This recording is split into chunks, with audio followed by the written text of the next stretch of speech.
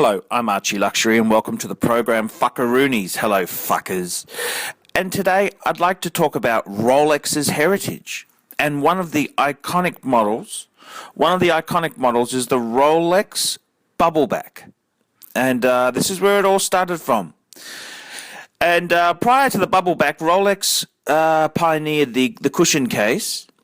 And it was only natural that it grew into something amazing, and it became the Rolex Bubbleback. The Rolex Bubbleback, Rolex's first automatic movement watch, and by modern standards, it's a bit small. It's a 32mm case, excluding the crown. So, you know that now. What's 32mm? Geez, that's small. You know, Patek Calatrava in the 80s and 90s was 33mm.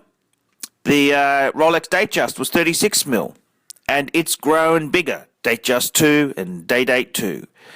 But, you know, let's not lose sight of the fact these were the times where men wore smaller watches. They were smaller fuckers. The world was not as wealthy as now. They weren't fat fuckers like we've got now, who eat fast food and have XXX and XXXXXXXXL. It's, you know, this is the time when people actually starved. They didn't have enough food to eat. And, yes, fuckers, they were smaller fuckers. And this here's a Rolex Bubbleback in stainless steel, silver dial with applied Arabic numerals and baton markers, with arrow hands, 32mm case, screw-down crown and domed case back, automatic movement. It's on a leather strap. I think it would have been originally on an early sort of oyster sort of bracelet. A good example of a Bubbleback, also so called because of the dome caseback needed to clear the automatic winding mechanism of the early perpetual movement. This is a lovely little piece of Rolex's history, just had a full overhaul. And the important thing when you're looking at a Bubbleback, you want to get one which has an original dial. That's sort of that's paramount. Original dial is so important. And it's not terminal not to have original, but that's ideally what you're looking for. And this is a nice, clean example, beautiful example. This piece here is actually from 1940s. I think it's a 1946 piece. And, you know, I don't know. What do you reckon? 3.8. 3.8. What would you rather have in your collection? A modern sapphire Datejust or a Bubbleback? Hard question, because the Bubbleback is more of a museum piece for the collector and enthusiast, whereas the Datejust is a much more usable piece. Very hard question indeed, but you got to hand it to the Bubbleback. This is a sweet piece, beautiful piece.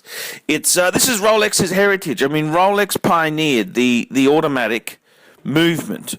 They were ahead of the game. And this is the first sort of incarnation. No date on it. That was to come later.